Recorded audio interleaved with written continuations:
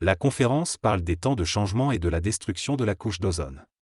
Elle mentionne aussi la possibilité de créer des mutations génétiques par l'irradiation nucléaire. Le conférencier souligne l'importance de comprendre la trame cosmique qui guide l'évolution de l'humanité. Il distingue les vrais prophètes, dont les paroles créent des événements, des faux prophètes, dont les paroles n'ont aucune incidence. Il met en évidence le rôle du mouvement et du changement dans l'évolution de l'humanité, ainsi que l'influence des phénomènes naturels tels que la pluie et les catastrophes naturelles. Il explique que l'initiation et le changement sont plus importants que ceux qui les initient. Il avertit que vénérer les initiateurs plutôt que les événements initiatiques peut conduire à l'involution et au mal. Il conclut en soulignant que chaque chose qui fait partie de la cause contribue au mouvement et à l'évolution. Une présence humaine, quelle que soit sa taille. Les psychologies, la matière et les différents plans énergétiques. Chaque individu a une importance en fonction de la perturbation qu'il génère. Même une petite action peut avoir des répercussions importantes. Il ne faut pas sous-estimer l'importance de chaque être humain, car ils ont tous un rôle à jouer dans l'évolution de l'humanité. L'évolution ne dépend pas uniquement des efforts ou de la grandeur de la cause, mais aussi des forces qui agissent dans différentes directions. Chacun portant, lui, des énergies opposées qui doivent être comprises et intégrées pour avancer dans son évolution. L'homme est formé de différentes parties, certaines divines, d'autres négatives, et des parties qui représentent les mémoires familiales. Il est important de ne pas vouloir tout contrôler à partir de la compréhension mentale, mais plutôt de se laisser guider par l'intelligence supramentale. Nous devons envisager une évolution beaucoup plus grande que ce que l'humanité a jusqu'à présent réalisé. Cela, il est essentiel de considérer l'évolution de l'homme comme étant une évolution collective. En effet, la lumière et l'énergie divine sont d'abord divisées et focalisées à travers la masse, formant ainsi des humanités, des peuples et des élites avant de se réaliser pleinement dans un individu. L'évolution individuelle est donc liée à l'évolution d'une humanité dans son ensemble. Les grands avatars de l'histoire ont tous été obligés de coordonner et d'aligner l'évolution de leur propre peuple afin d'atteindre la fusion avec leur propre intelligence. Ainsi, l'homme qui néglige son humanité et qui ne prend pas ses responsabilités envers les autres ne peut prétendre à une véritable évolution. Chaque être humain, que ce soit un roi ou une personne ordinaire, a une importance énergétique qui ne doit pas être mesurée par sa rareté. Les forces d'involution encouragent l'autocritique et l'auto-jugement basés sur la notion de rareté, ce qui crée une hiérarchie où certains individus sont honorés tandis que d'autres sont exploités. Pour parvenir à une réelle évolution individuelle, il est essentiel de prendre en compte l'évolution des autres et d'accepter que chaque personne a un rôle important à jouer dans le développement global de l'humanité. La présence des autres et leur fusion sont des éléments essentiels pour l'évolution. Chaque chose matérielle occupe un espace et un temps qui empêchent d'autres choses d'être présentes en même temps. Pour évoluer, il est nécessaire de contribuer à l'amélioration de la condition de l'humanité en général, sans se préoccuper de sa propre évolution. Chaque humain doit donner quelque chose pour permettre à d'autres de progresser. Certaines villes existent temporairement pour retenir les forces du mal et libérer le bien. Pour cela, de nombreuses personnes doivent payer le prix. L'intelligence humaine est souvent obscurcie pour laisser place à l'astral et à l'énergie évolutive. Cependant, il est important de ne pas se sentir supérieur à cause de cette intelligence libérée, mais simplement d'occuper une place pendant que d'autres avancent. Tandis que certains utilisent des enfants pour ouvrir le chemin aux chars d'assaut, l'évolution de l'humanité fonctionne de la même manière. Pendant que font cela, des millions d'êtres humains sont envoyés dans des situations difficiles pour permettre d'avancer. Il est injuste de rejeter ces personnes après coup.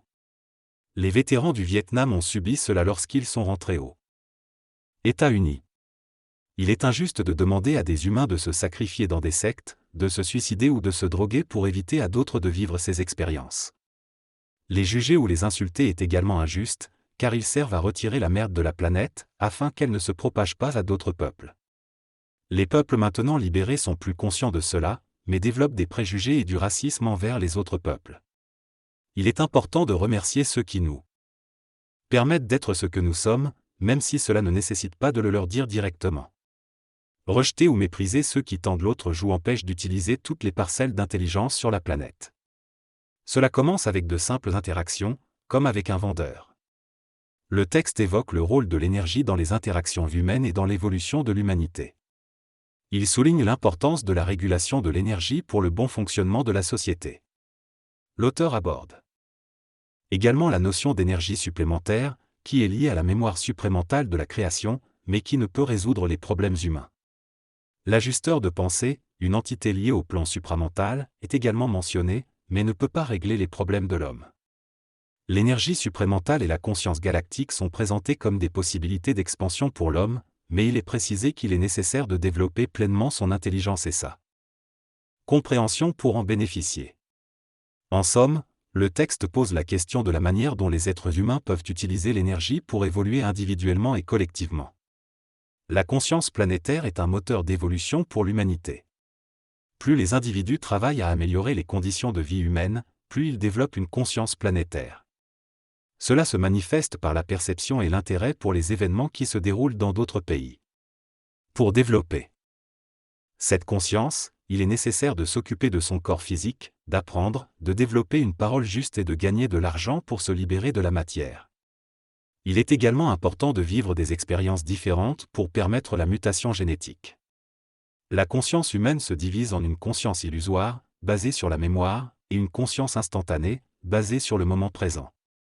L'objectif premier du corps physique est de se déplacer, de manger, de souffrir.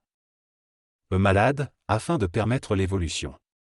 Les molécules nécessaires à cette évolution apparaissent dans les plantes et peuvent être consommées par les animaux, puis par les humains.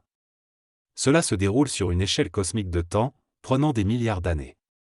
Lorsqu'une conscience intelligente habite un corps physique, cela démontre que 95% de la matière cosmique est présente dans l'homme, ce qui est important pour l'évolution planétaire. La supramentalité est une forme d'intelligence supérieure qui ne peut pas s'incarner directement dans un corps physique, car celui-ci ne peut la supporter. Ainsi, une sorte de monstre appelé l'âme est créée, qui représente une débilité complète par rapport à l'intelligence. Pour assurer une continuité dans l'évolution des corps physiques, les âmes se réincarnent dans de nouveaux corps après la mort de l'ancien. Cela crée un phénomène d'auto-évolution où les expériences passées se mélangent et fusionnent. Les avatars ont été adorés car ils étaient capables de tamponner et de libérer l'élite, qui représente ceux qui se posent des questions et cherchent à évoluer. Il est important de travailler avec toutes les forces intelligentes sur la planète pour faciliter cette transition et développer une conscience collective et individuelle. Il existe deux formes de contact avec la supramentalité, le contact chatouillard qui survient lors d'une stimulation extérieure et le contact fusionnel qui est un contact conscient et choisi. Le contact fusionnel est avancé, plus il devient facile d'y accéder. Il y a aussi deux manières de se connecter au plan supramental, le côté faux où l'être humain se connecte égoïstement à la mémoire supramentale et le côté vrai où l'individu a la patience d'attendre le vrai contact. Finalement, il existe des forces sur la planète qui obligent l'homme à évoluer et à se conscientiser. Il est important de considérer chaque personne comme un être physique et d'être conscient de la diversité des entités qui les habitent. Il ne faut plus juger les autres car leur apparence physique ne détermine pas leur valeur ou leur qualité. Il faut évoluer vers une compréhension plus profonde de l'humanité, où nous serons capables de voir les autres tels qu'ils sont, sans jugement. Cela nous apporterait de l'énergie et faciliterait notre vie. Il est également important de comprendre que ceux qui commettent des actes répréhensibles sont manipulés et ne doivent pas être détestés, mais plutôt compris.